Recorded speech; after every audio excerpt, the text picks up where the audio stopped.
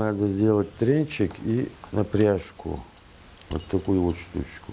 Для многих изделия из кожи занимают важное место в гардеробе, а вот сам процесс их изготовления известен не всем. Секретами кожевенного ремесла делится мастер Багаудин Измайлов. Сейчас перед ним стоит задача изготовить пряжки к 6 кожаным ремням, которые совсем скоро должен оценить заказчик. Вот так вот. Этот элемент у нас готов уже. Сейчас его нам надо покрыть лаком, прошить и прибить. Много не произвожу, чтобы залеживался товар или что. Так по заказу в основном. Некоторые магазины, где знакомые стоят, там выкладываем. Заниматься художественной обработкой кожи Багаудин начал 5 лет назад, окончив курсы в Санкт-Петербурге. Теперь все свободное время посвящает любимому хобби, которое уже давно переросло в профессию и приносит неплохой доход. Из-под его умелых рук выходят кошельки, портмоне, сумки, ежедневники. Все свои работы он старается делать качественно, чтобы прослужили надолго. И главное правило здесь – никогда не спешить. К примеру, на одну такую сумку уходит около недели. Да, вот здесь вот под рептилию тесненная кожа. Но это тоже телячья кожа. Вот это уже мощная такая, очень качественная кожа. Мастер все делает вручную, чаще из растительной, овечьей и телячьей кожи, которая сшивается специальными вощеными нитками. А молотком и специальными инструментами можно вывести разнообразные узоры, украшающие изделия.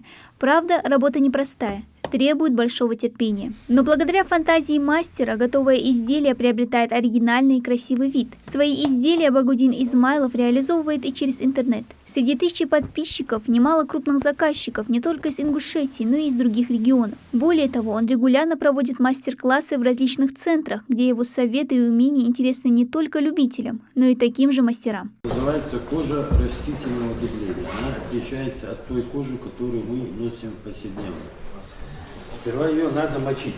Интерес и талант в работе с кожей, вспоминает Багаудин, ему передался от предков, которые еще в Казахстане шили и продавали обувь из этого материала. В детстве этим увлекался и сам тогда еще будущий кожевенник. Кожа всегда нравилась, не знаю, в детстве сам себе обувь я прошивал. А тогда дорого стоило, чтобы прошить обувь. Советская обувь по качеству очень плохая была. Если хорошие зимние сапоги купили, обязательно их надо было прошить. А чтобы пару прошить, тогда это 6 рублей стоило. Это много денег было. А я сам прошивал себе их. Сейчас мастер также принялся за изготовление обуви, и главный помощник в этом деле – двоюродный брат Юсуп. Обучившись кожевенному ремеслу у родственника, он уже 3 года работает вместе с Багаудином. Овладеть этим ремеслом сподвигло желание сделать что-то своими руками, делится Юсуп. Обувь он также изготавливает на специальных станках. На одну пару уходит около 5 часов.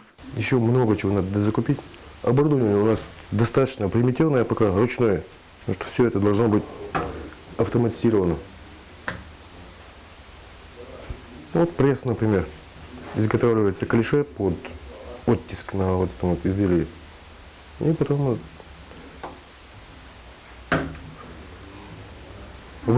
выдавливается. А должно быть оно автоматизировано. Ну, это со временем. Потихоньку будем развиваться.